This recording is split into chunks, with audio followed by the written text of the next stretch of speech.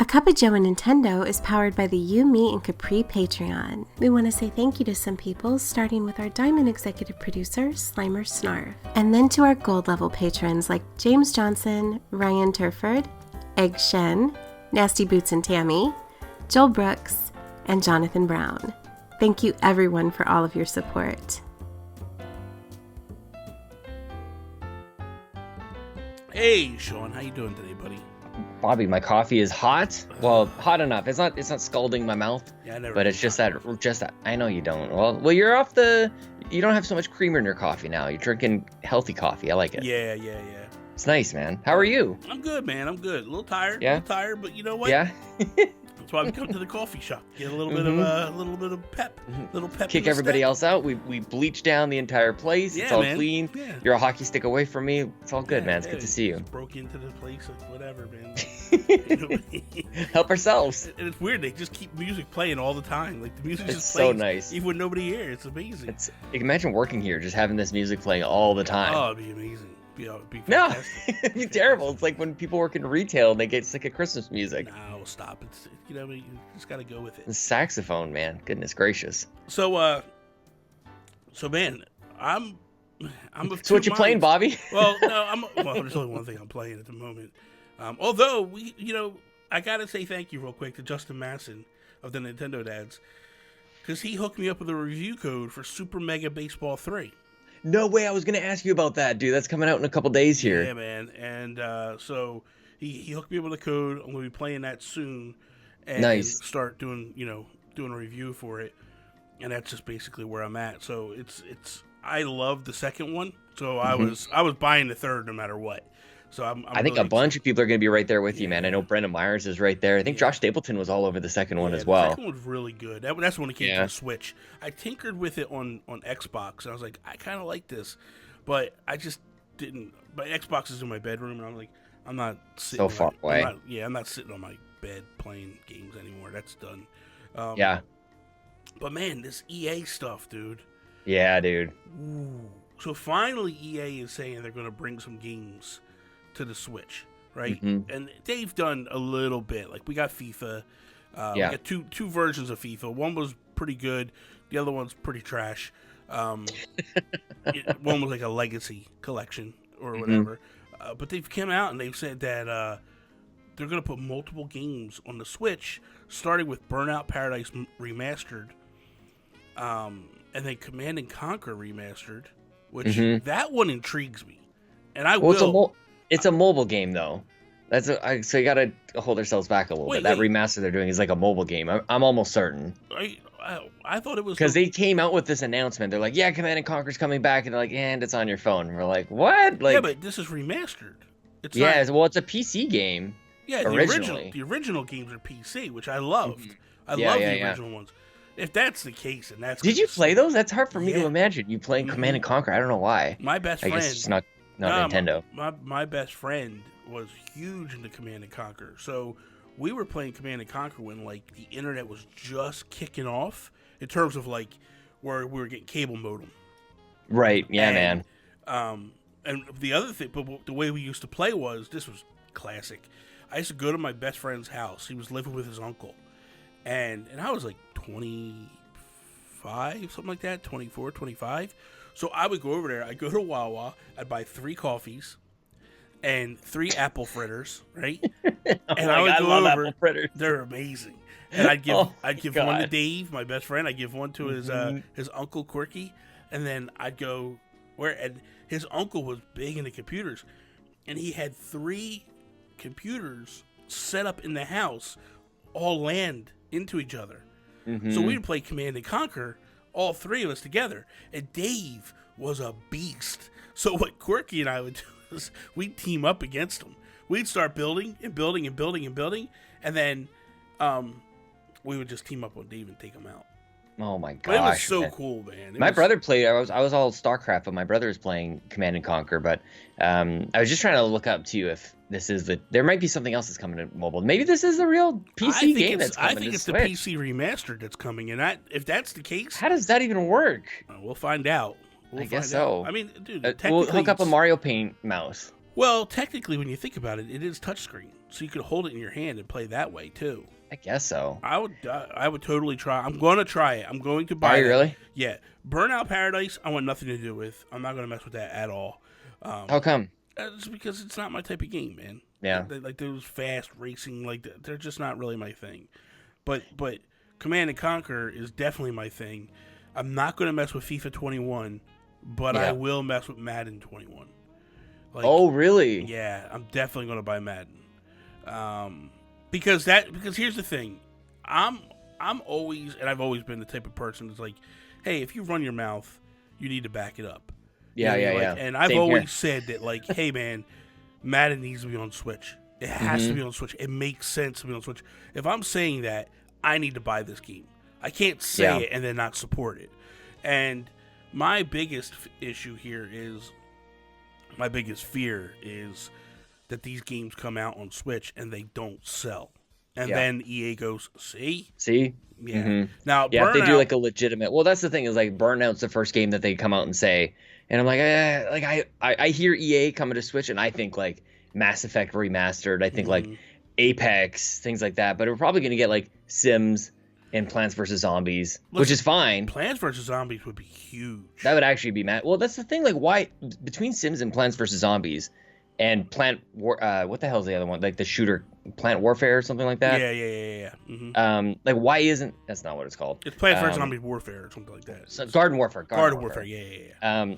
Like those would be massive. Those are the types of games you go like, why aren't they on there already? But like my silly imagination goes like, yeah, they're definitely coming out with Apex, right? I mean, and then that's when they do crossplay. I mean, they might, you know. It's possible. And a lot of people have said like, when you look back at Fortnite on the Switch, that to me was a trigger for Fortnite. Like that really helped Fortnite.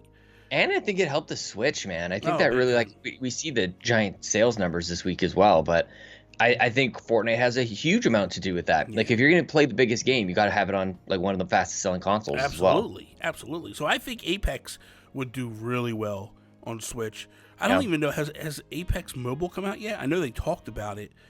And, I mean, that would be the version that they would probably put on Switch, similar to Fortnite. Is that what Fortnite is? I think Fortnite's like a upgraded mobile port. You know what I mean? Like it's kind of, well, I think it's its own build per se. But like when you cross play and you're just playing by yourself with a bunch of Switch people, you play against mobile people and Switch players. But then when you get, like, if I was playing with you and you're on Xbox, now we're playing against everybody because there's a disadvantage. You know, Switch runs at 30 frames. Yeah. Where Xbox and PC and PS4 run at 60. And it's an advantage. You know what I mean? It's an advantage for those guys. But I like the fact that, like, when I'm able to play, it was funny because a while ago I played with Toby and them, and I jumped on my Xbox so we could all play together. And, dude, I was smoking people. Yeah. Because when you're used to playing Switch, and you can't really, like, the distance. You probably go from 30 seconds, 30 frames per second to 60 frames per second. Everything's smooth. Everything's smooth, and like the distance, like I could see a lot further into the game. Like I could actually see people way. Don't get me wrong. The new season, the new chapter, got a lot better than the first season or the first chapter. But like it was night and day. And it's amazing to me that you love Fortnite. You play it a ton, and you could just move your Xbox and play it on there. Because I'm not really, I don't know. I'm just not. The thing is I would play on, this is the funny thing. I would play on Xbox, but you have to have Xbox Live to play it. Oh, that's right, too. I forgot about that. Where I don't have to have Switch Online to play Fortnite. Well, and you do anyways, like you do for everything else, but like you don't, like you're not playing your Xbox. So like that's why I don't think about it. And then the crazy thing is like PS4, you don't have to have PS Plus, but I hate that controller. I'm not a fan of that controller. I'm really not. Like I really dislike the PS4 controller. I don't know what it is, man. I just don't. I love it. And I'll be honest with you, I love the Xbox controller. I think the Xbox controller and the Switch are parallel to each other. They're really, really good. And then the other thing is why Xbox decided to go AB rather than BA. That throws me off all the time when I play. Yeah. Just, but whatever. That's neither here nor there.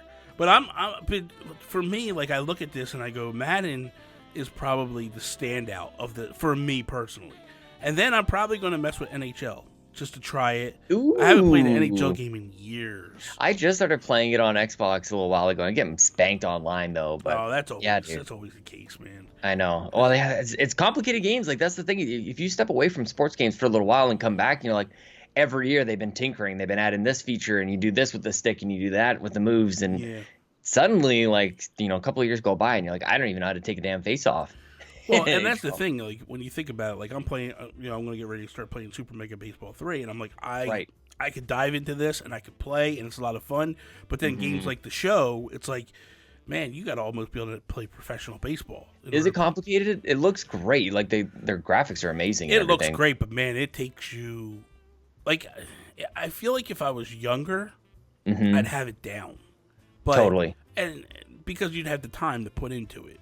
Exactly. It's hard when you come home from work and then you're playing for an hour or two at night, and it's like most of the time you're playing, you're striking out, and it takes you a while, But I remember being a kid, like when Griffey, I might be wrong, I believe Griffey was the first baseball game to actually start doing a thing where like the ball would go in one area and then you have to line the bat up, and like it took me probably.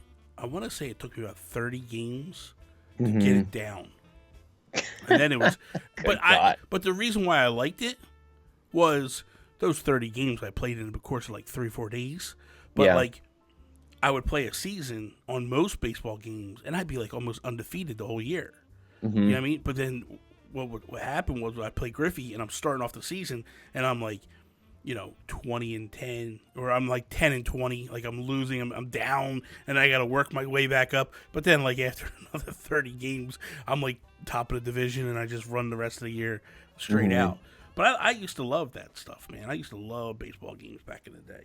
Yeah, it's sports. That's the thing. Like sports games they translate so well to video games. They always have, right? They've always had that mentality to it. But I don't know, man. I wonder how much I should be reading into this. The fact that EA is bringing games to Switch, and I don't know, man. I mean, I'm with you though. I don't know why like Mass Effect 3, because Mass Effect 3 is getting a remaster, correct? Well, no, this is the whole rumor mill for sure that Mass Effect is getting any sort of remaster, but it's being heavily rumored, and I think even on Switch. I think even back in the day, like I said, if Mass Effect, I think it was back before Andromeda came out. Like if Andromeda comes out on Switch, I want it there because I want it on the go. Yeah. And if I'm ever gonna replay Mass Effect, it's probably there, but I don't know, the whole thing, like the remasters, if it's bringing it up to today's standards for graphics, it'll be really interesting. But how do you feel about EA kind of jumping over now, and like new consoles are coming out pretty soon? Switch is just announcing the fact that it's like the best selling console of all time, practically. Like, is this a coincidence, do you think? Is this like good timing? Is this bad timing? No, I just think that they've been getting pressure from the investors. Yeah. Like the past couple investor meetings, the investors are like, why are you not putting stuff on Switch? Yeah. Like, enough of your nonsense.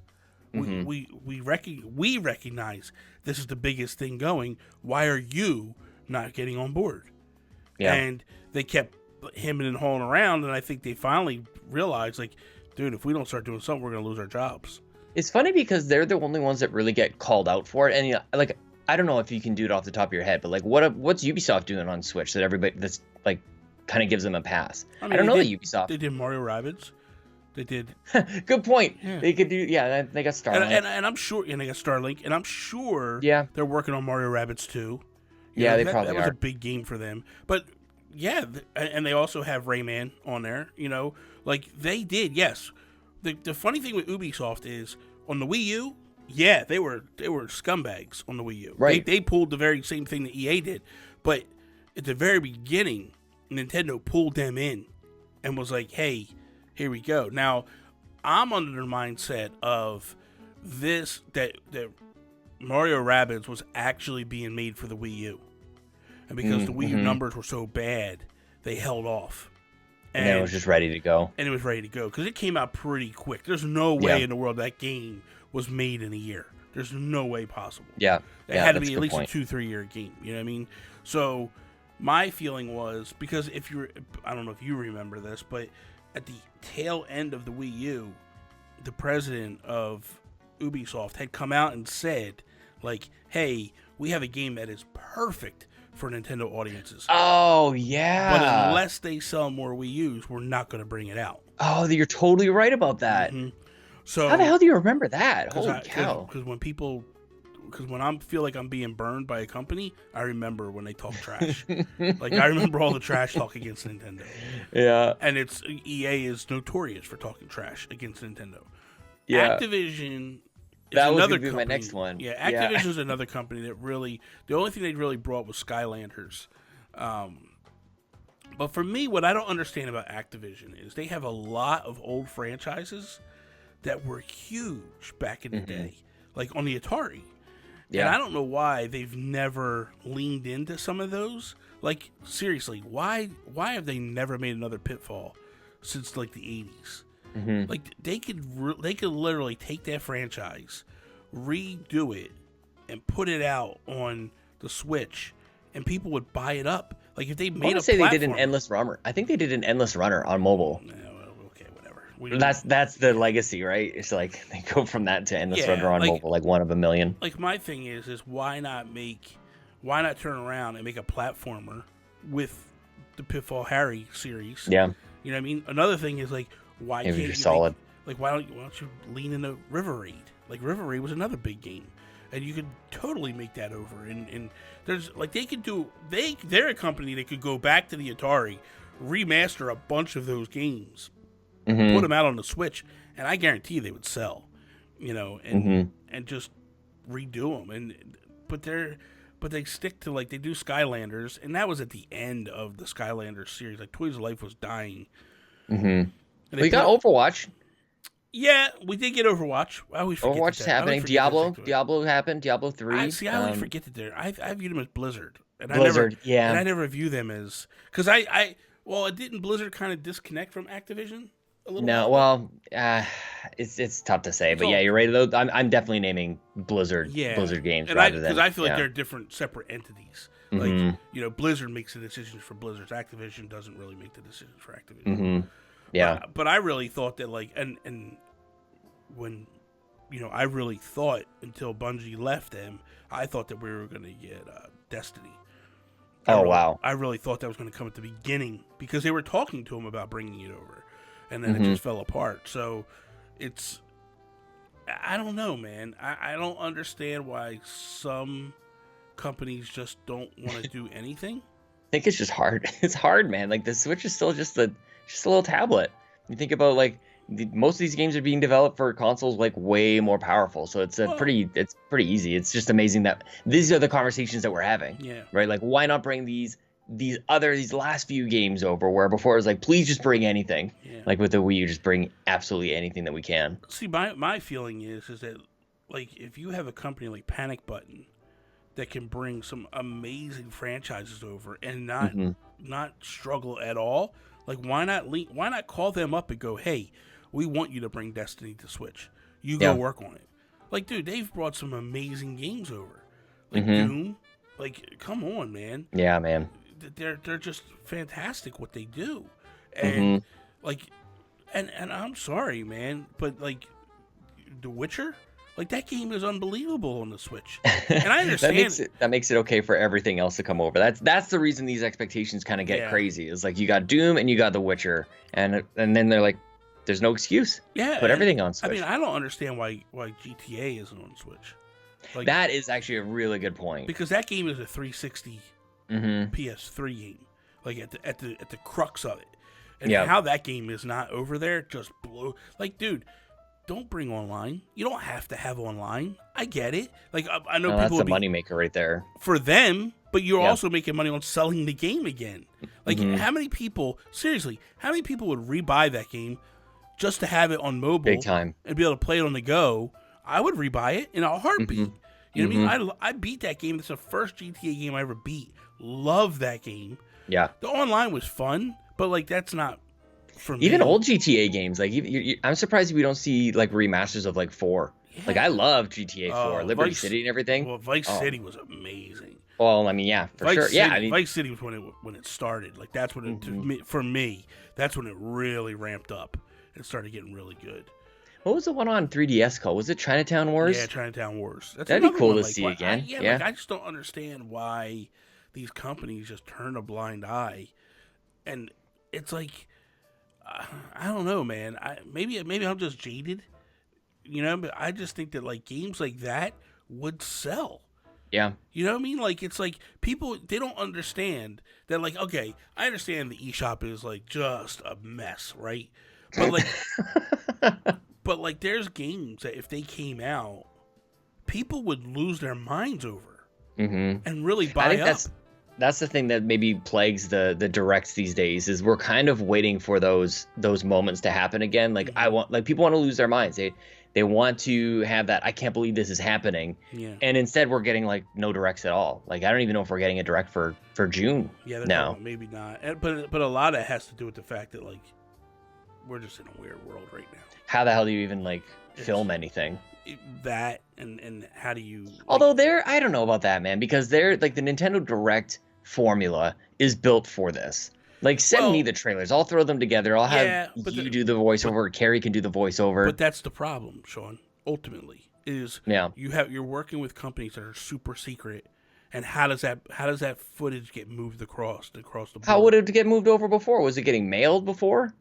Like I don't understand what the difference is. I think it would matter. You go from this office to that office. Yeah, you literally move from go down to the third floor and take. I'm just saying, like the video production of it doesn't seem like it would be any. Maybe the trailers themselves, like for the game, for the developers. Like you think about it, like man, if someone actually mailed trailers to someone to get like a USB, like a thumbstick, and that got lost, and then someone found it, like that's a nightmare. No, it'd be like secure, like Dropbox or whatever it is, some sort of like, I don't know. I don't want to get into that, but you know what? I'm not turning a blind eye to, Bobby.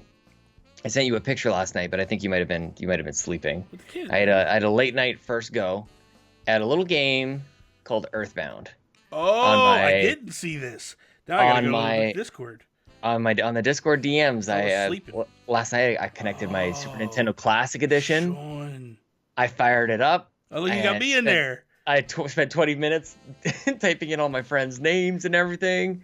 I got my dog in there, got my favorite food, got my favorite thing. Dude, I didn't know that it was going to even be like that. I didn't know what the heck I was getting myself into with this game. It's amazing, dude. It's amazing. It's something, man. It's very classic, like RPG style of like Super Nintendo, right? And it's like it's got that Chrono style. Well, I was gonna say Chrono Trigger style, but really just the perspective and the running around in the world. But it's kind of got like a little bit of, kind of reminds me of like the Pokemon kind of fighting element. Yeah. I hit auto fight and the thing does it for me. I got my cracked bat. I'm just getting started. The meteor just kind of landed. I've got these bratty kids all around the neighborhood and I'm rounding up. And my dad's like totally non-existent. Exactly. And he's on the phone. That's why they call it mother. You know what I mean? That's why they call it mother. But the thing is that why? Yeah, because you see your mother, you never see your dad. Oh, that's amazing. Okay, well, I gotta get through this. But the thing is my only piece of advice for you, especially starting the game off in the early stages, stay near your house. Yeah. And fight a bunch of stuff. Okay. And level up a couple of levels. Yeah. Then go off, because it can get tough, and you could die. The problem is that when you die, you die. Yeah, you go back to a save point. Yeah, and it could be a while before you get a save point. So save often. And I'm not using the save states. I'm not, because I could do that with the classic. And I mean, I'll say that now, but I'll probably end up using those things. If you can utilize it, because this is a game that can be very grindy. But if you do grind in the beginning of the game, it pays off long term for you. So that's the one thing I learned, because the problem for that with Earthbound for me as a kid was I had come off of Final Fantasy. And Final Fantasy is one of those games where you don't have to grind a lot. And I didn't realize I need to go back. And as a kid, I feel like you're very dumb to stuff like this, where I played Dragon Warrior and had to grind like crazy, right? Then I play Final Fantasy, where you don't have to grind that much. You grind a little bit, but not much. And then I go play this game, and I'm like, I can't do anything. And not thinking, like, grind again, idiot. Like, go back and grind, and you'll be okay. And but this game, what does it is, the music and the story. Dude. Yeah. And I'm telling you right now, if you don't cry at the end of this game, you got no heart. No heart. Well, my dog better make it. I met like a little bee or something that was buzzing around, and he's helping me out. He's super powerful. He's like from the future or something, and he's helping me fight. And then I go take this kid home to his mom, and she's like, "Thanks for taking me home. What's this bug around?" Smack, and he kills this bug that's been helping me out. I'm like, this guy was supposed to help me do whatever, and he doesn't make it like more than 20 minutes into the game. And has like this, like the writing in it is hilarious. That's good. I have to like, it's got this very weird kind of quirky kind of style to it. Yeah. And he's sitting there dying, but also explaining like how my powers are going to meld with the Earth's or something like that, or whatever I'm supposed to do. And then he goes, "I know that I'm like got only a couple moments left, but do you need me to explain that again?" Just in case I missed it. I'm dying laughing. I'm like, "Yeah, do it. Explain it again." He's like, "Okay," gasp. And then he does his whole thing again. It's good. It's really good. And really the thing interesting, is man. That what's amazing about that game in particular is this is Iwata. Iwata programmed this game. And there's a classic story that's told about this game where Itoi goes to Iwata and he's like, or they're basically, Itoi is basically have a team from Nintendo and they're developing the game, and Itoi is the writer. So. Yeah. And he's a phenomenal writer, and he writes the story, and they're making the game, and they get to Iwata, who's working at HAL Laboratories, and Iwata sees it, and he falls in love with the game, and he goes, "I'd like to come on and help program it." So they show him what they have, and he goes, "I could do one of two things. I can program it and fix everything right now, and the game will be done in like 2 years, 3 years. Or I could program it from scratch and start completely over, and I could have it done in like a year and a half." And how is that even possible? Because I guess it was such a mess that he was like going back and fixing plus redoing. It's gonna take too much time. I could literally code it from the beginning. Amazing. And he did that. And that was and when you talk to Itoi has such a soft spot for Iwata in his heart, because he says without Iwata that game does not happen. Yeah. That game does not happen because he just fixed the whole thing. And do you think that's why we don't see too many games like that? Like as I was playing, I'm like, I play games like this from other developers. Like it's an RPG. Yeah. Right. We see like even like Super Mario RPG was a Square game, and all these other things come from everywhere else. But wouldn't it be great to see Nintendo tackle this like head on? They've kind of gone away from that. They have, and I mean, it's obvious that like there was something about this game that was different, and it's weird because it really picked up in Japan, and I think the reason why it took off in Japan compared to the United States was Japan has a real affinity and love for American culture. And that's what this game is. This game is basically... It's got a very, like, E.T., it's got a Spielberg kind of feel to it, honestly. Does. Like, that's what jumps out at me at first. You nailed it. It feels like an 80s Spielberg movie. You know, like, it feels like here's a group of kids going out and doing a thing, and, you know, like Goonies, or like you said, E.T., like, here's a group of kids are going out, they're going to discover the world together. And it's, you know... Mom's like, "You're brave." Dad's like, "I'm sure you'll make me proud." Like, aren't you worried about this? I know. It's like super ridiculous. It reminds me of Super 8. You know what I mean? Like, where these kids just and the cops are around too. Yeah, and it's so good. That game is. I'm so envious of you getting to go through it for the first time. Experience it again, because it's and the funny thing is I played it as a kid, and it just didn't stick with me. And I can see it. It's one of those games that like haunted me for years. Like, man, why didn't I ever beat this? Why didn't I ever beat this? Why didn't I ever beat this? And it just got to that point where like there's no going back. And then when it came to the Wii U, I bought it day one, and then I started playing it. And I couldn't stop at all. I just kept going and going and going until I finally beat it. And I just... in love with that game. I mean, it's weird to be so aware now. Like, it's so many years later, and I know how much you love it. I know how well regarded it is. And I'm like...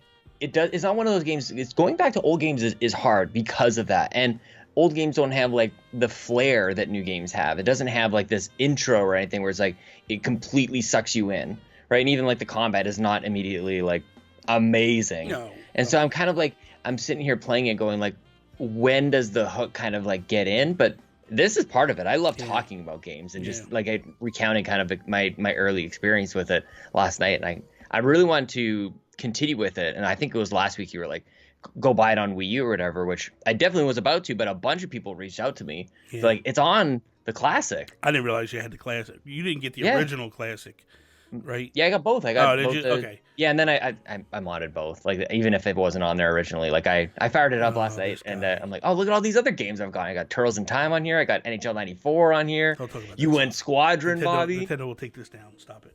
No, they won't. Yeah, they will. You don't, it's a no-no. You don't talk about that stuff.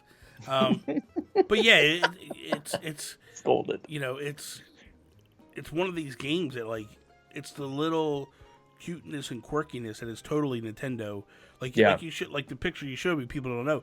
You name all your characters. Yeah. And you name them whatever you want. So you got like Link and Ellie and me and somebody named Tony Baker. Tony Baker. Okay. Yeah, I was just chatting with him the other night. Actually, Baker. We had a good time together. So I was like, yeah, Tony's gonna be the fourth character. Rip Sean, or I mean, Rip Joel. Sorry, Joel. And I played with him too, though. We played games with Joel. Can you name the dog Joel? It's fine. And I named him Harley. My dog was probably dead now. We gave him away. I don't know what happened to him. Oh, that's messed up. So I didn't have room for Charlie. But then you also have like you pick your favorite food, which is pizza. And it's like, so it's this thing that, like, anytime you go to eat, you want pizza through the game. Yeah. And it's like so good, man. It's that little quirkiness, like I said, that little Nintendo thing that they do, where they put that little bit of extra care and love into a game that's just like, oh, this is so good. Yeah, so man. Good. So well, I gotta play it, dude. I gotta play it. You gotta play it. And by the way, I gotta go. So you, I will. Okay. I'll talk to you next week, buddy. Well, I feel like we just got here, but all right. Hey, man. Go. Listen, it's fine. I got a small window. You have stomach issues or something? Do you have like a bladder thing? No, or? I got a small window of coffee to drink, and it's done. So. Okay, man. Suck it back. See you later. Thank you for listening to A Cuppa Joe Nintendo, a production of the You, Me, and Capri Patreon. If you like the show, you can support them at patreon.com/YouMeCapri. A Cuppa Joe Nintendo is available on YouTube, Apple Podcasts, Google Play, and all of your other podcast services. Be sure to follow Bobby at Nintendo Gurus on Twitter, Instagram, and Twitch. For everything that Sean does on the internet, follow him on Twitter at Sean Capri. Sean like Connery, Capri like the pants. Also, twitch.tv Sean Capri. That is all. Peace out, Preston.